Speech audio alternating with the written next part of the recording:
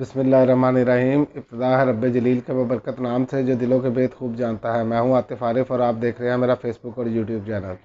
नाज़रीन, आज हम बात करेंगे यूरोपीय यूनियन की जो माहौलियाती एजेंसी है उसके सनसनीखेज इंकशाफात हैं। और उनका कहना है कि फ़िज़ाई आलूदगी से दुनिया भर में सालाना 70 लाख से ज़ायद अमवात हो रही हैं, जिसका उनका कहना है कि बेशतर ममालिक में आलूदगी की सतह आलमी इदारा सेहत के रहनुमा खतूत से ज़्यादा है। 90 की दहाई में बारीक ज़रात से अमवात की तादाद की सालाना 10 लाख थी। और इससे जो वो बता रहे हैं कि फ़िज़ाई आलूदगी में ज़िंदगी में दायमी बीमारियों का ख़तरा बढ़ाती है। बरआज़म यूरोप में फ़िज़ाई आलूदगी से हलाकतों की तादाद ज़्यादा भी हो सकती है। और आप अंदाज़ा करें कि हम इस तरफ तवज्जो देने के लिए तैयार नहीं। हमारे यहाँ तो मसाइल ही और है ना। हमने तो जो मुस्तकबिल के मसाइल हैं उस पर तो हमने नज़र ही नहीं रखी हुई। हमने तो सिर्फ अपना जो पाकिस्तान का होता है ना, वो पंजाबी में कहते हैं डंग टपाओ, ये डंग टपाओ पॉलिसी हमने जारी रखी हुई है।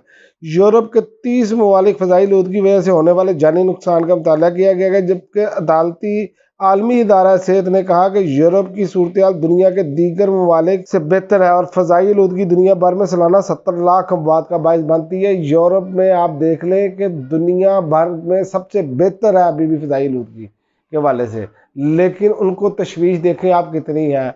और हमारे यहाँ तो यहाँ मसाइल ही कुछ और हैं। वाए मुखालफिन को दबाना, मुखालफिन पर जुल्म करना, इसके अलावा तो हमें चारा ही कोई नहीं है। रिपोर्ट के मुताबिक फ़िज़ाई आलूदगी में दायमी बीमारियों का खतरा भी बढ़ जाता है और बरआज़म यूरोप में फ़िज़ाई आलूदगी से हलाकतों की तादाद भी ज़्यादा हो सकती है। रिपोर्ट में बताया गया है कि बेशतर ममालिक में फ़िज़ाई आलूदगी की सतह आलमी इदारा सेहत के रहनुमा खतूत से ऊपर है, जबकि 90 की दहाई में यूरोपीय यूनियन के ममालिक में बारीक ज़रात से अमवात की तादाद सालाना 10 लाख थी। रिपोर्ट में रूस, यूक्रेन, बरतानिया के बड़े सरहदी ममालिक का अता नहीं किया गया। ये सिर्फ उन्होंने जो बाकी ममालिक हैं उनका अता किया और उसमें बताया, और यूरोप का बताया है उन्होंने कि बारीक ज़रात जो है फ़िज़ा में जो होते हैं उसकी वजह से। और हमारे यहाँ तो इसका तसव्वुर ही नहीं है। आप बाइक रोड पर निकल जाएं, रिक्शा ले लें, मोटर बाइक ले लें, आप गाड़ियाँ ले लें, धुआं छोड़ती हुई, कोई किसी को कोई पूछने वाला नहीं है। यहाँ पर सिर्फ ये है कि जिसकी गाड़ी बड़ी है उसको तो वैसे ही हाथ नहीं देते पुलिस वाले, उसको तो रोकना भी मुनासिब नहीं समझते। बल्कि आपने पिछले दिनों वाक़या भी देखा होगा कि 6 बच्चों की जो है वो ऊपर गाड़ी चढ़ दौड़ी, उस पर मीडिया ने ब्रेकिंग न्यूज़ नहीं दी। और मीडिया पर ब्रेकिंग न्यूज़ क्या चल रही थी, वो नूरजहां हथनी जो है वो इंतकाल कर गई है, उसकी ब्रेकिंग न्यूज़ चला रहे थे। ये हमारी हालत हो चुकी है कि इंसानों की बात का चक्कर ही कोई नहीं है। इंसानों के साथ क्या सलूक हो रहा है उस पर कोई बात नहीं हो रही। और यूरोप देखें आप कहाँ पर पहुँच चुका है, और तरक्की याफ्ता ममालिक हैं, लेकिन उसके बावजूद वो इसी पर तवज्जो दे रहे हैं।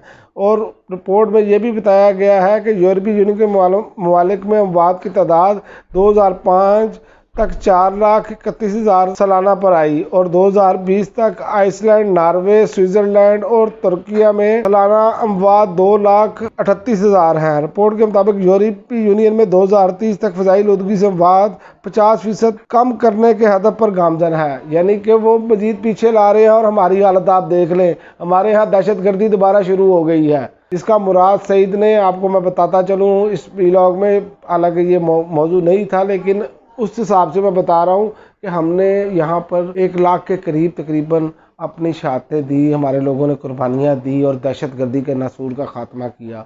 और 11 माह में ये इम्पोर्टेड हुकूमत जब से आई है, और आप देखें कि कैसे वाक़यात बढ़ने शुरू हो गए। और ये कुछ अर्सा पहले की बात है कि मुराद सईद ने ये कहा था कि दहशतगर्द जब बर्फ़ पिघलेगी तो दहशतगर्द नीचे आएंगे। दहशतगर्द यहाँ पर पहुँच चुके हैं। तो बाकायदा तौर पर ये वज़ीर दाखिला मूँछों वाला, इसने आकर बाकायदा कहा कि ये जनाब गलत बयानी की जा रही है। और इससे पहले आप देख लें पेशावर में धमाका हुआ, वो भी इसी नौइयत का था। और अब सवात में हुआ और वहाँ के लोग भी जो हैं वो उनमें भी खौफ व रात पर फैलाया जा रहा है। और ये हुकूमत हो उसके अब ये क्यों हो रहे हैं, ये सबको मालूम है कि ये पहले से कहना शुरू हो गए थे दहशतगर्दी के ख़तरात हैं, हम ऑपरेशन में मसरूफ़ हैं। क्यों? क्योंकि ये इलेक्शन से भागना चाह रहे हैं। अब इनकी तवज्जो ही नहीं इस तरफ है। इनकी तवज्जो किस तरफ है वो मैं आपको बता दूँ, ना मईशत की तरफ तवज्जो है, ना बाकी और किसी गवर्नेंस की तरफ तवज्जो है, कि जिसका जो दिल चाह रहा है वो कर रहा है, लेकिन तवज्जो किस तरफ है, नंगी वीडियो किसकी निकालनी है, कैसे उसको काट के टोटे लगाने हैं, किसकी ऑडियो लीक करनी है, किसकी वीडियो लीक करनी है।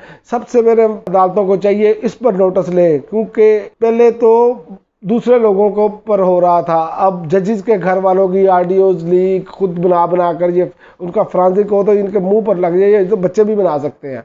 लेकिन जजेस को इस पर नोटिस लेना चाहिए, बल्कि जजेस नोटिस नहीं लेते तो पिटिशन सुप्रीम कोर्ट में दायर की जानी चाहिए कि ये जो ऑडियो वीडियो लीक का खेल है, इस पर जुर्माना आयद किया जाए, इस पर सख्त सजाएं दी जाए। ये लोगों की आज़ादी जो है वो छीन रहे हैं, लोगों के अंदरूनी मामलात में दखल अंदाजी है, इस पर सख्त नोटिस होना चाहिए। पूरी दुनिया में ये मायूब समझा जाता है, ये तो दहशतगर्दों की टेप की जाती हैं या ऑडियो बनाई जाती हैं या लीक की जाती हैं। यहाँ पर अपने जो सिटिंग प्राइम मिनिस्टर है उसकी भी लीक, सिटिंग जजेस की भी लीक, और बल्कि सिटिंग जजेस को तो जलसों में गालियां भी दी जा रही हैं। अदालतों को चाहिए इस पर सख्त एक्शन ले, अभी मौका है, ये मौका हाथ से निकल गया तो फिर दोबारा वापस नहीं आएगा। आखिर में मैं आपको बताना चलूं कि मौलाना तारक जमील साहब भी इस पर बात कर चुके हैं। जो जुल्म अब हो रहा है, ये वो कह रहे हैं मैंने अपने 70 साल ज़िंदगी में नहीं देखा। बाकी आप खुद समझदार हैं हम किस तरफ जा रहे हैं, और वो देखें कि उन्होंने 2030 तक इसे 50% कम करने का जो है वो तखमीना लगा लिया है, अंदाज़ा लगाया है कि हमने 50% कम कर देनी है माहौलियाती आलूदगी। और हमारे यहाँ जो माहौलियाती आलूदगी को तो छोड़े, आप जो दहशत गर्दी गई थी वो भी वापस आ गई है, लोगों का जीना आराम कर दिया। पहले महंगाई ने किया हुआ था, अब ये लोगों को बारूद के साथ मरवाएंगे। अदारे क्यों नहीं अपना काम कर रहे, अदारे क्यों नहीं इस पर असल में पूछगिछ होनी चाहिए उन अदारों से जो जिनका काम है ये। जब अदारे अपना काम करें, अदारों में लोग बैठे अपना सही काम करेंगे तो यही आउटपुट है। अवाम टैक्स किस लिए देती है, इस पर हमें सोचना होगा, वरना हम बहुत ज़्यादा दलदल में फंसते चले जा रहे हैं।